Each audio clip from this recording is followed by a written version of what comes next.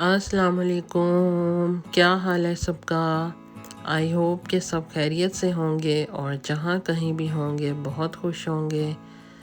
तो चलें ये व्लॉग भी स्टार्ट करते हैं। ये पिछले व्लॉग से ही लिंक है जहाँ पे हमने बायरन में कुछ घंटे गुजारे थे चाइमसी पे, और फिर हमने सोचा कि हम फर्दर ट्रैवल करते हैं जो हो कि हमारा फ़ाइनल डेस्टिनेशन है साल्सबुर्ग की तरफ, क्योंकि वहाँ से साल्सबुर्ग का जो ट्रैवल था वो सिर्फ 1 घंटे का था। तो हमने सोचा कि दिन को किया जाए और साल्सबुर्ग की तरफ जो है वो ट्रैवल स्टार्ट किया जाए। तो पार्किंग में हम रुक गए थे फ़ौरन ही, क्योंकि हमें लगा था कि हम बच्चों का जो है वो एक बॉटल वहाँ मिस कर रहे हैं, तो उसको चेक करने के लिए हमने पार्किंग में गाड़ी रोकी थी। तो इस पार्किंग से ये जो छोटा सा गांव है यहाँ पे उसका बहुत ही अच्छा व्यू मिल रहा था। तो खैर बोतल हमें गाड़ी में से ही मिल गई थी, तो शुक्र है हमें वापस नहीं जाना पड़ा। तो ये आप देख सकते हैं बॉर्डर का एरिया जो है वो स्टार्ट हो चुका है। सामने पहाड़, ऊंचे ऊंचे पहाड़ जो हैं वो नज़र आना शुरू हो गए हैं। तो ऑस्ट्रिया जाते हुए आपको एक बात का ख्याल ज़रूर रखना है कि अगर आप ऑस्ट्रिया जाते हुए उनकी मेन हाईवे यूज़ करना चाहते हैं तो आपको फिर एक रोड टैक्स उनको पे करना पड़ेगा। और उसको पे करने का तरीका ये है कि ऑस्ट्रिया में एंटर होने से पहले आप किसी भी पेट्रोल पंप से एक स्टिकर ख़रीद लें। तो उसकी मुख्तलिफ प्राइजेज़ हैं। सबसे जो कम कीमत है वो 10 दिन का मिलता है और उसकी 10 यूरो प्राइस होती है। हमने तो वही लिया था क्योंकि हम ने तो 2-3 दिन ही स्टे करना था ऑस्ट्रिया में। लेकिन अगर आप मेन हाईवे यूज़ नहीं करना चाहते तो फिर ये कंपलसरी नहीं है, लेकिन सेफ़ साइड के लिए मेरे ख़्याल से ये ख़रीद लेना चाहिए, क्योंकि कहीं ना कहीं आप जो है वो हाईवे यूज़ कर ही लेते हैं। तो यहाँ हमने रुके थे और मसरूर जो है वो स्टिकर ख़रीदने गए थे, और स्टिकर ख़रीदने के बाद हमने दोबारा ट्रैवल स्टार्ट किया है। तो इस वीडियो में जो है वो आप राइट साइड पे ऊपर वाला स्टिकर देख रहे होंगे गाड़ी की विंडशील्ड पे।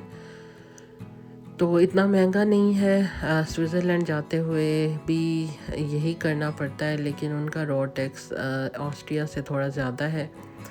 तो ये बिल्कुल जो है हम बॉर्डर ही क्रॉस कर रहे हैं, क्योंकि आप दूसरी साइड पे ट्रक्स की लाइन देख सकते हैं। तो जो ट्रक वगैरह जर्मनी में एंटर होते हैं तो उनकी चेकिंग वगैरह कोई चल रही थी दूसरी साइड पे।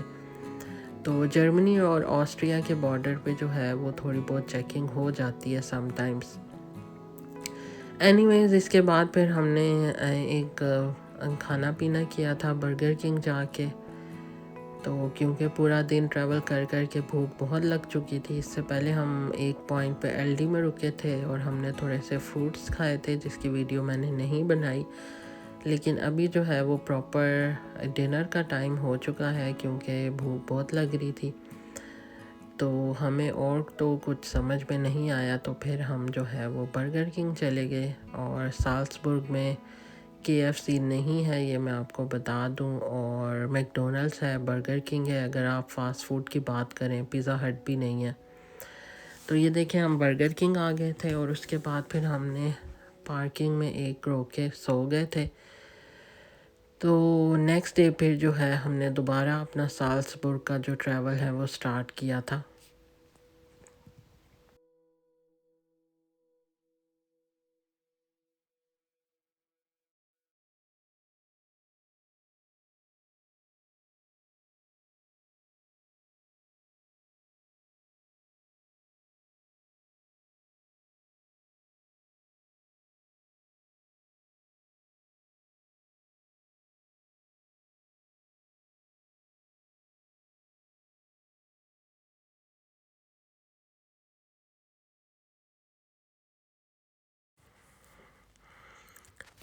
नेक्स्ट डे जो है हम बहुत थक गए थे, तो 10 बजे ऑलमोस्ट हम उठे। उसके बाद हमने ब्रेकफास्ट किया और रेडी होते होते हमें ऑलमोस्ट जो है वो 12 बज चुके थे।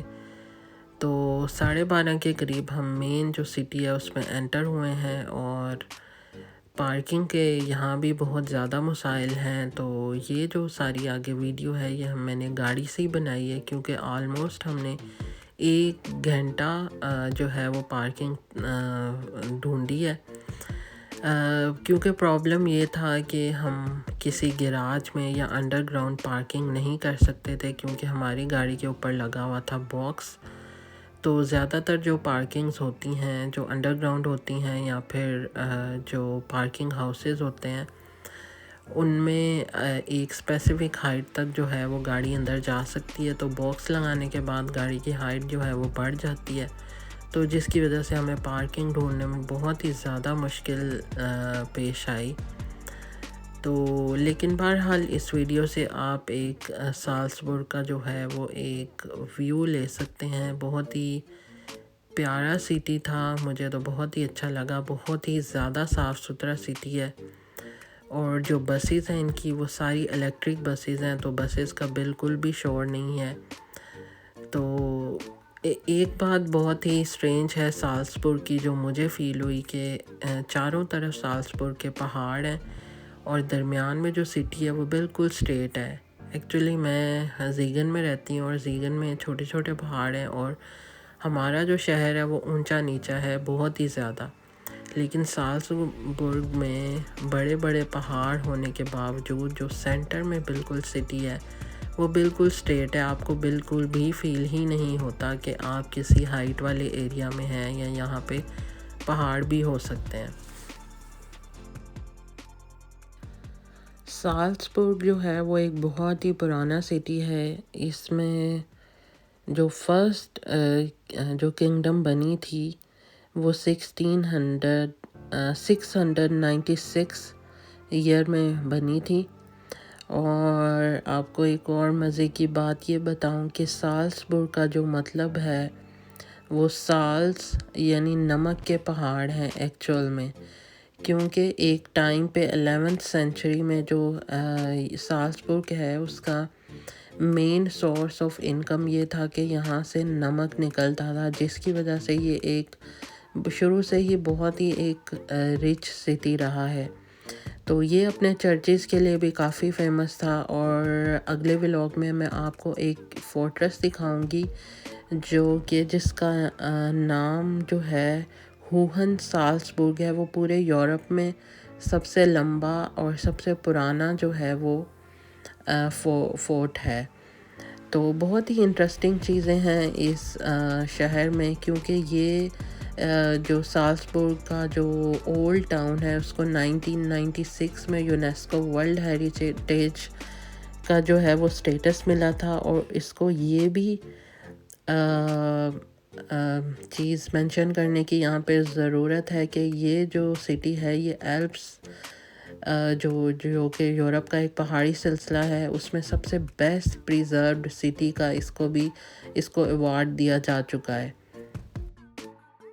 बहुत पुरानी हिस्ट्री की डिटेल में तो मैं नहीं जा सकती, लेकिन 14th सेंचुरी में यहाँ पे साल्सबर्ग में जो है वो होली रोमन एम्पायर थी, जो कि ये पूरे बवेरिया के जो सूबा है जो आजकल जर्मनी का सूबा है, जिसको डॉइच में बायरन भी कहते हैं। ये बायरन का ही सारा एरिया था, ये सारे हिस्से बायरन में ही शामिल थे। और यहाँ साल्सबर्ग के लोग और यहाँ के इर्द गिर्द के इलाकों के लोग जो थे उनको बायरिश लोग कहा जा सकता है।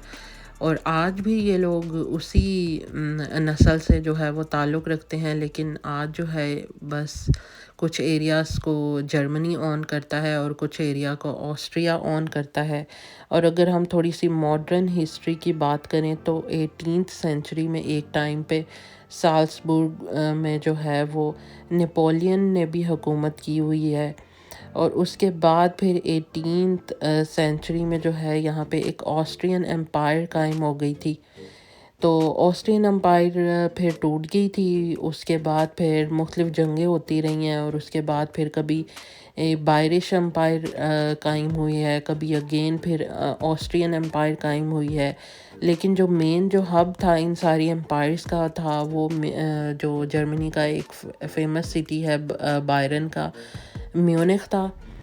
तो और इस पूरे जो इलाके को एक टाइम पे साल्सबर्गर लैंड भी कहा जाता था। तो ये जो आप कह सकते हैं कि साल्सबर्ग का जो इलाका है बहुत सारी किंगडम्स में, ऑस्ट्रियन एम्पायर में, डोची ऑफ साल्सबुर्ग एम्पायर में और ऑस्ट्रियन हंगरियन एम्पायर में हमेशा ही हर कोई आया या कोई भी टाइम गया, ये जो साल्सबुर्ग का इलाका है ये हमेशा ही जो है वो एक इम्पोर्टेंस इसने अपनी कायम रखी है। तो उसके बाद फिर मैं आपको बताती हूँ जो बिल्कुल ही मॉडर्न हिस्ट्री है इसकी साल्सबुर्ग की। उसमें हम पहले वर्ल्ड वॉर वन की बात कर लेते हैं थोड़ी सी, और फिर मैं आपको वर्ल्ड वॉर टू में बताती हूँ। वर्ल्ड वॉर वन में जो है जब जर्मनी ने अटैक किया था तो फिर यहाँ पे ऑस्ट्रियन हंगरियन एम्पायर थी जो कि टूट गई थी। उसके बाद फिर जो है वो जर्मन ऑस्ट्रियन एम्पायर बन गई थी। तो 1919 में जो है वो फिर ऑस्ट्रियन एम्पायर अगेन यहाँ पे बन गई थी। तो फिर वर्ल्ड वॉर टू में ये हुआ था कि वर्ल्ड वॉर टू में साल्सबुर्ग का 46% जो बिल्डिंग्स थी वो डिस्ट्रॉय हो गई थी बॉम्बिंग की वजह से, लेकिन इसके ब्रिजेस और चर्चेज़ और जो इसके फोर्ट हैं उनको बिल्कुल भी नुकसान नहीं पहुंचा था। तो इस लिहाज से काफ़ी लकी रहा है साल्सबुर्ग। लेकिन वर्ल्ड वॉर टू के बाद फिर यहाँ पे जो है वो डिवीज़न हो गई थी और फिर ये बायरन के ये इलाके ऑस्ट्रिया में चले गए थे। तो तब से ये जो है वो फिर ऑस्ट्रिया अलग है और बायरन जो कि जर्मनी का हिस्सा है वो अलग है। लेकिन यहाँ पे एक कॉमन चीज़ ये है कि इन दोनों मुल्कों में जो है वो जर्मन ही बोली जाती है। थोड़ा सा डायलेक्ट का फ़र्क है, लेकिन बायरन में अगर हम देखें तो बिल्कुल भी डायलेक्ट का फ़र्क नहीं है। जैसे कि अगर हम पाकिस्तान और इंडिया के पंजाब की बात कर लें तो पंजाबी में के डायलेक्ट में थोड़ा सा डिफरेंस है, लेकिन लोगों का कल्चर और लोगों की लैंग्वेज काफ़ी हद तक सेम है। तो इसी तरह यहाँ भी ऐसा ही है। तो साल्सबुर्ग जो अगर हम आज के ज़माने में बात करें तो साल्सबुर्ग का टोटली जो डिपेंड करता है, मेजर पार्ट ऑफ इसकी ग्रोथ जीडीपी का है वो टूरिज़म से आता है, क्योंकि इसमें बहुत सारी हिस्टोरिकल प्लेसेस हैं और बहुत सारे पहाड़ जो मेन यूरोप का एरिया है एल्प्स का वो यहाँ से स्टार्ट होता है। तो बहुत अच्छे व्यू आते हैं। अगले व्लॉग में मैं आपको दिखाऊंगी काफ़ी सारी चीज़ें। हमने एटलीस्ट 4 चीज़ें जो साल्सबुर्ग में हैं वो डिटेल में विज़िट की थी, क्योंकि हम जो हैं वो बच्चों के साथ थोड़ा सा हेक्टिक हो जाता है ट्रैवल करना, बच्चे भी तंग करते हैं। तो इसलिए जितना मुझसे हो सका मैंने एक्सप्लोर करने की कोशिश की और आपके साथ भी थोड़ा सा इंट्रोडक्शन जो है वो साल्सबुर्ग का मैंने शेयर कर दिया है। आई होप आपको ये इन्फॉर्मेशन जो है वो पसंद आई होगी और आपका कभी प्लान बने तो ऑफ कोर्स ये साल्सबुर्ग के ट्रिप में जो है वो आपकी हेल्प कर सकती है।